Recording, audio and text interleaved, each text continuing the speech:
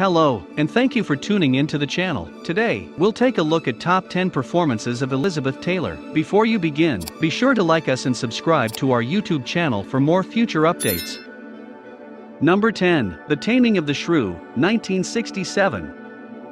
Taylor and her husband, Richard Burton, have a long history of flops, so seeing them in a good film is always a treat. The Taming of the Shrew, based on the classic Shakespeare play, follows the efforts of a brutish nobleman, Burton, to domesticate a wild woman, Taylor, Franco Zeffirelli, who would go on to do similar things with Shakespeare's Romeo and Juliet in 1968. Directs with zeal and wit, and the stars show that they can handle iambic pentameter. Despite the Academy's recognition of the costumes and art direction, Taylor and Burton received BAFTA nominations, with Burton also competing at the Globes. Number 9. Butterfield 8, 1960. Taylor earned her first Best Actress Oscar for this overdone melodrama. However, her win was likely influenced more by the emergency tracheotomy she received the day before the Academy Awards than by her performance. Butterfield 8 tells the story of a call girl who falls in love with a married man in a seriously sanitized manner, Lawrence Harvey. Taylor publicly chastised the film, which she only made to meet a contractual obligation with MGM. She famously said, "I still say it stinks," when asked about the film's box office success. Despite her resignations, she manages to rise above the trashy material, demonstrating that her victory wasn't just about a hospital stay. Number 8. Suddenly, Last Summer, 1959.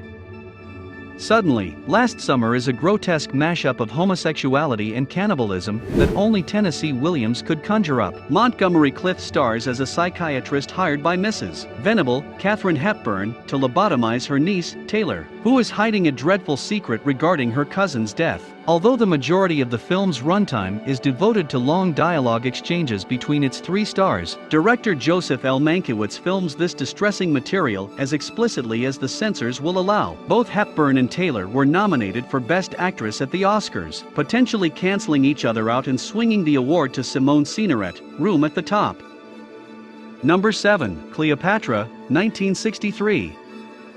By the time Cleopatra eventually hit theaters, it had already made a name for itself. Major budget overruns, director firings and rehirings, and a scandalous affair between Taylor and leading man Richard Burton had engulfed the tabloids before the film had even been released. Despite fans flocking in droves to see what all the hoopla was about, critics despised this epic biopic about the renowned Queen of Egypt, Taylor, which nearly bankrupted 20th Century Fox. Many attributed the studio's 9 nominations, including Best Picture, to block voting by the Academy. Is it, however, a horrible film? It's far from perfect, but its grand scale, flashy aesthetic, and operatic performances, especially Best Actor contender Rex Harrison as Julius Caesar and Roddy McDowall as Octavian, make it a must-see. Cinematography, art direction, costumes, and special effects all received Oscar nominations. Number 6. National Velvet, 1944. Taylor's long career began when she was still a child in the early 1940s, and her first leading part was with this sweet-natured family favorite when she was just 12 years old. In the film National Velvet, she plays a young English girl who teams up with an ex-jockey, Mickey Rooney, to train an unbreakable horse for the Grand National Sweepstakes. Despite the fact that it is aimed at children, the film has enough roughness and drama to hold the attention of their parents as well. For her role as Taylor's mother, and Revere won the Academy Award for Best Supporting Actress. Its editing received an additional award, and director Clarence Brown, cinematography, and art direction received nominations.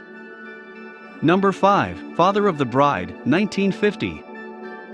This 1950 comedy, not to be confused with the Steve Martin version, stars Spencer Tracy as a father who is constantly befuddled by the circumstances surrounding his daughter's, Taylor, approaching wedding. The financial and personal concerns that might emerge from impending wedding provide a lot of comedy for Vincente Minnelli, with one catastrophe after another making the occasion appear overwhelming. But there's also a lot of heart, especially in Tracy and Taylor's fragile relationship, which is able to traverse the emotional minefields of this life-changing event with ease. The film received Oscar nominations for Best Picture, Best Actor, and Best Screenplay, as well as a sequel, Father's Little Dividend, which was released in 2012. Number 4. Cat on a Hot Tin Roof, 1958.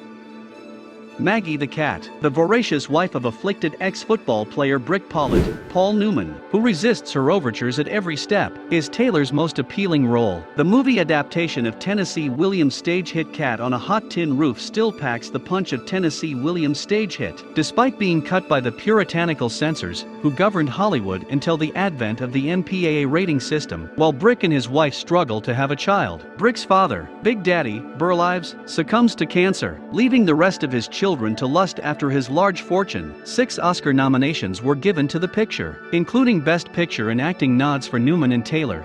They were defeated by David Niven in Separate Tables and Susan Hayward in I Want to Live. Number 3, A Place in the Sun, 1951. Despite critical acclaim and 6 Academy Awards, including Best Director for George Stevens, today's audiences frequently reject A Place in the Sun as cliched and outmoded. Nonetheless, this powerful and charming melodrama about an ambitious social climber, Montgomery Clift, who marries a dowdy factory worker, Shelley Winters, and falls in love with a dazzling socialite, Taylor, remains a powerful and enchanting melodrama. The intensity of the connection between the two characters, who would become lifelong friends despite their many ups and downs, is sad. The tragic conclusion to this romantic triangle throws a powerful emotional punch. Clift and Winters were nominated for Best Actor in a Leading Role at the Academy Awards, while Taylor was left out. Number 2, Giant, 1956. The majority of people remember Giant as James Dean's final film. It was released after his death in 1955. Nonetheless, George Stevens' massive adaptation of Edna Ferber's epic novel is so much more. The film stars Rock Hudson as a Texas cattle rancher who travels to Maryland to purchase a horse and returns with a wife, Taylor. Dean plays a ranch worker who falls in love with the employer's wife before hitting oil, igniting a decades-long feud between him and his master. The film unveils America's discriminatory heritage in its portrayal of the Mexican immigrants who helped the ranch thrive while living in filth, all seen through Taylor's eyes. While also portraying familial struggle across 2 generations, Giant was a huge smash, earning Stevens 10 Oscar nominations and winning Best Director. Number 1, Who's Afraid of Virginia Woolf, 1966. Taylor's acting abilities were often disregarded in favor of her amazing attractiveness, so seeing her deglam to such an extent for Mike Nichols' searing marital drama was unexpected. Who's Afraid of Virginia Woolf is based on Edward Albee's taboo-breaking play and follows an angry couple, Richard Burton and Taylor, who invite some newlyweds, George Segal and Sandy Dennis, over for an all-night marathon of sex, liquor, and filthy language. Taylor and Burton's searing performances, both of which are career bests, obviously drew on their own romantic woes. The profanity-laced squabbling was so stunning that the MPAA was formed to replace the slightly more stringent production code. The film was nominated for 13 Academy Awards and won 5, including acting awards for Taylor and Dennis. This concludes today's video. What are your thoughts on our list? Please let us know what you think in the comments section below. Also, don't forget to like us and subscribe to our YouTube channel for future updates.